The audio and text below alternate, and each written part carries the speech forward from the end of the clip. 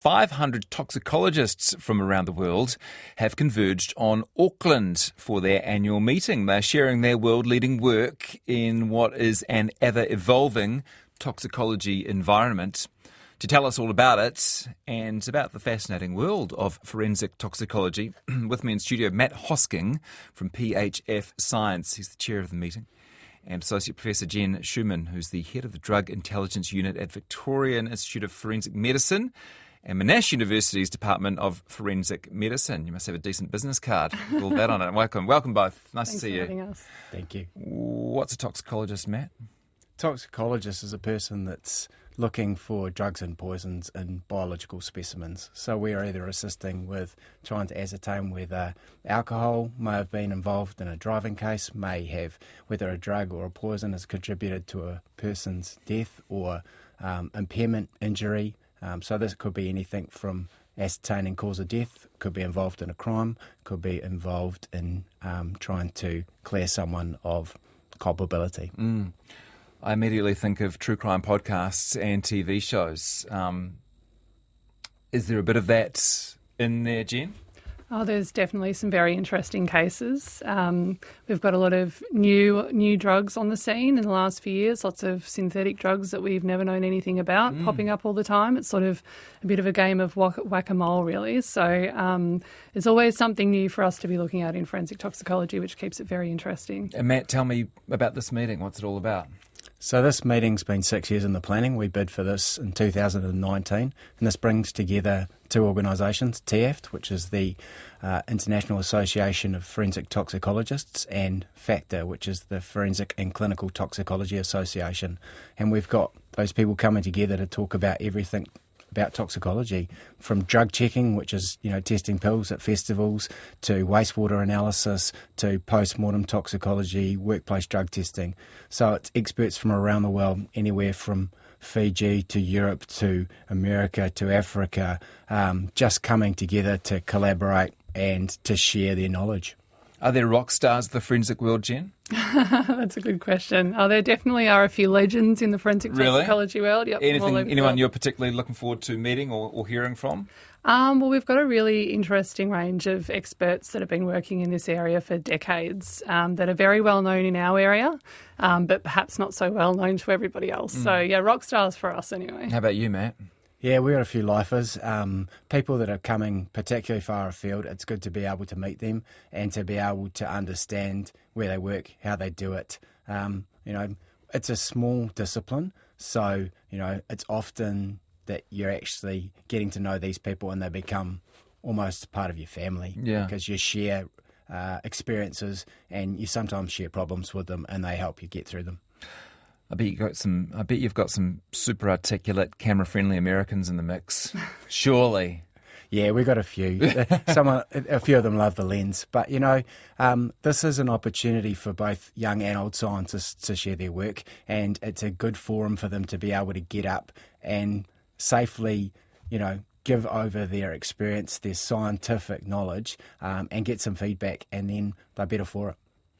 Let me just throw one at recent news story of both of you. New Zealand Police are bringing in drug driving testing. And one of the issues that was raised is whether it's accurate enough to rely on. Are we there yet when it comes to particularly spot testing and even sort of testing over the kind of like week-long period? Are we good enough at it yet that we can be testing for drug driving? I guess I'll take that one. It's our lab. It's sort of doing the confirmatory testing for that. And, we've been working closely with New Zealand Police about rolling this out. Starts in a couple of weeks' time. But bear in mind, this has been commonplace across jurisdictions, Australia, America, Europe. Those roadside tests are geared to pick up the right drugs and to be able to detect the right levels. And then when they come to the lab, that's that secondary test that will verify that they're actually there or they're not there. And if people have got concerns about what we would call a false positive, when you say you're tested for methamphetamine at the roadside but you're using your Ritalin medication, then we'll be able to detect that at the lab, and that means you're not going to be falsely prosecuted. Will you be able to tell if I smoked a joint this morning or last Tuesday? Yes, we will. Because what will happen... With confidence? With confidence, yes, absolutely. That was a hypothetical, listeners. Yeah. I'm not a smoker. But whilst it might trigger the roadside test because it's looking for maybe smaller levels, at the lab we're going to test to a threshold, and that threshold will be linked to recent use, not distant use. Jen, tell me about these synthetics. What's going on out there? Oh, they're really concerning. We're seeing a lot of these very potent synthetic drugs. I immediately think of fentanyl. Yeah, even more potent than fentanyl. So some of these synthetic opioid drugs that we're seeing all around the world, we see a lot of them in Australia and this part of the world as well. Some of them are 20, 40 times stronger than fentanyl. So a lot of these people that are being exposed to these potent synthetic opioids are doing so unknowingly. So the illicit drugs that they're using, the heroin, the counterfeit opioid tablets that they're buying off the illicit drug market are contaminated with some of these potent drugs.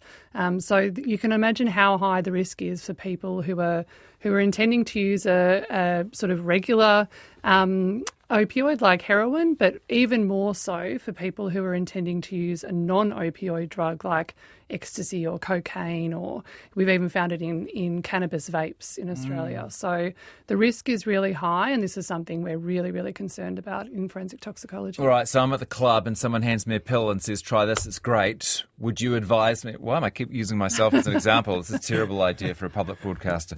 If someone is offered a pill, what is likely to be inside it? And is there any way that someone can know without using one of those festival testing kits we're talking about? Well, that's right. People just don't know. There's no way of telling what's in a drug by looking at it. So fortunately, we've got these drug checking services around the world. I know you've got them here in New Zealand, and we've got them in Australia as well. You guys support those? Yes, absolutely. Yes, they're a fantastic harm reduction tool. It means that people can actually know what's in their drugs before they use them. So a lot of our sort of drug surveillance and monitoring over previous years has been looking at the drugs that cause harm after they've caused the harm. So when people are turning up to hospital emergency departments or dying and ending up in the mortuaries. But these drug checking services help us understand what's in the drug before the harm occurs. So they're a critical part of our drug harm reduction in the community. What's a typical day like for you, Jen? I've got a very desktop-based job. I'm doing a lot of research, looking at drug-related harms in the community. I do a lot of work with... Not cutting into cadavers? No, I'm not. I've never been into the cadavers or into the mortuary, but I'm not based in the laboratory anymore, so I do a lot of work with policymakers and that sort of thing. Try and find new evidence that can inform some of our policies around drug use in Australia to prevent harm with the use of these drugs in the community.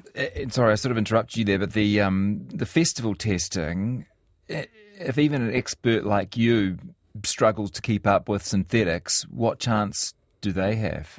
That's a very good question. That's the thing where I think we're constantly trying to keep ahead of this. We're seeing new drugs pop up all the time. There's the United Nations Office of Drugs and Crime has been monitoring these synthetic compounds in the community for many years, and we know that there's over 1,200 different synthetic drugs that have been reported to them across the world. So we're seeing them pop up to replace other drugs constantly every few weeks or months. So it's just a bit of a cat and mouse game for forensic toxicologists to be able to detect these drugs, particularly when they're so strong. They're often at really low concentrations in the samples that we're looking at.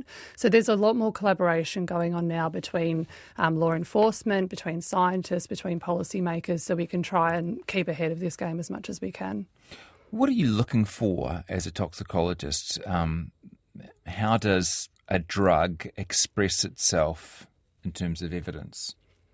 You're either looking for the drug itself or sometimes the breakdown product, which we call a metabolite. So when a drug is ingested, it goes into the body and it's broken down. A really good example is when you take methamphetamine, it breaks down in the body to form amphetamine, which is a drug in its own right. So we can look for either or either, and it really depends on what we're looking at. If you're looking at urine, it's often more geared towards the metabolite. If you're looking at blood, you're often looking more for the parent.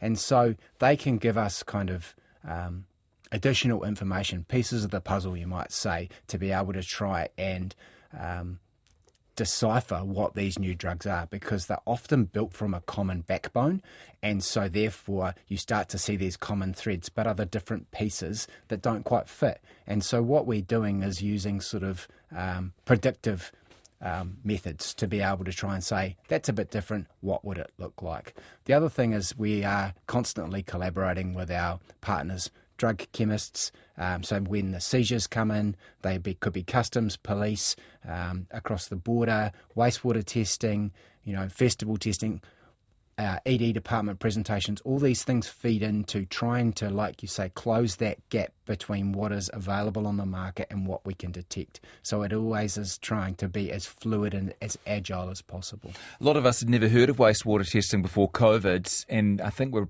all pretty shocked at what you can actually see, given it must be such tiny traces of these drugs in the water you're testing. Yeah. But what we're doing is we're looking at large volumes, and then we're distilling that down into a small subset of that, and then being able to go, you know what, we can see these small amounts.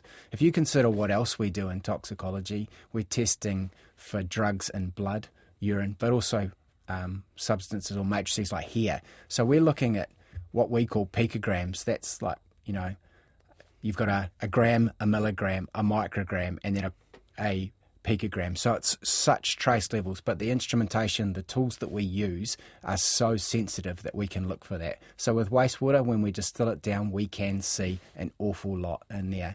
And it's a really good tool to be able to see what the population is doing and how those trends evolve or change. How did you end up doing this, Jen? I always wanted to work in forensics since I was a little girl. I got into a lot of true crime novels when I was what was your gateway? 2 years old.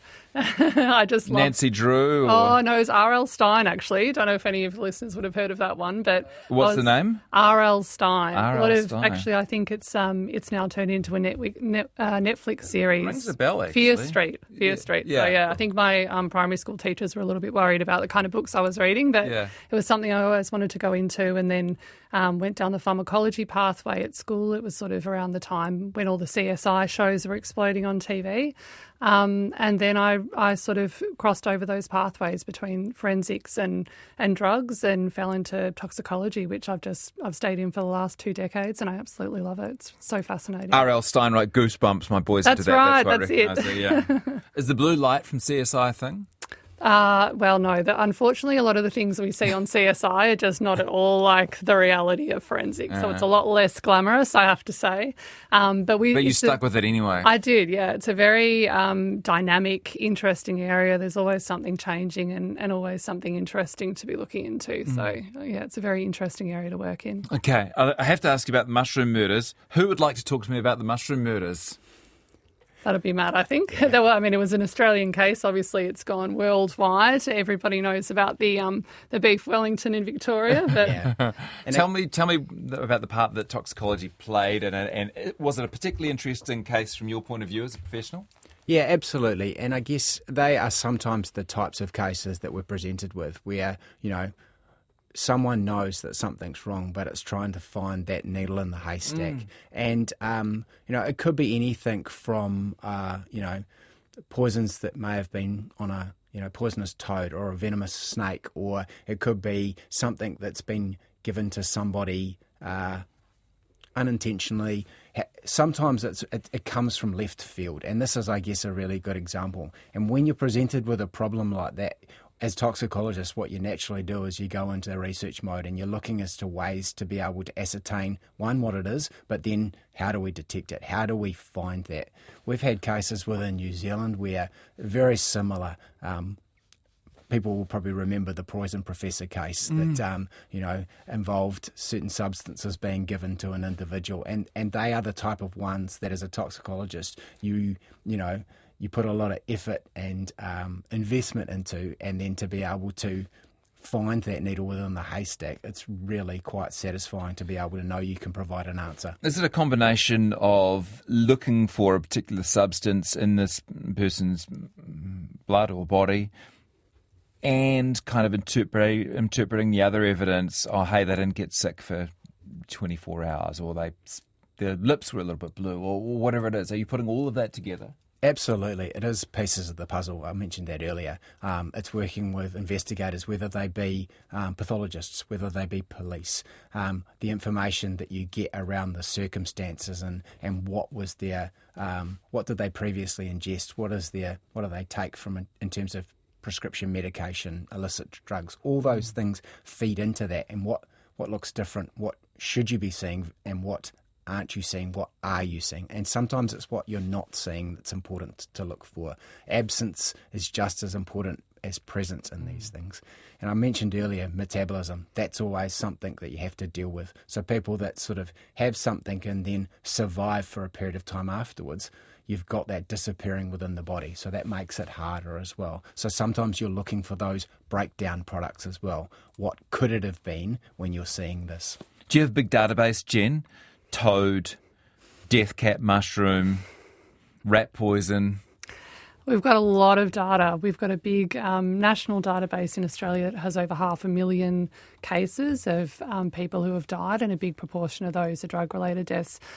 So lots of data to trawl through, but we've got quite a few presentations this week on plant poisoning deaths, on marine toxicology, on people that have died from things that have bitten them or stung them, or there's a lot of international guests here this week that are very concerned about all of the spiders and snakes and everything else in this part of the world that can kill you. So we've got some interesting talks on that. Not in this part of the world, in your part of the world. Well, yeah, more in my part of the world, a little bit further that way. I've just got a couple of innocent birds. Great to see you both. Congratulations on bringing this to Auckland. Great for Auckland to have it, and I hope you have a really productive couple of days. Thanks so much for having us. Yeah, thank you very much.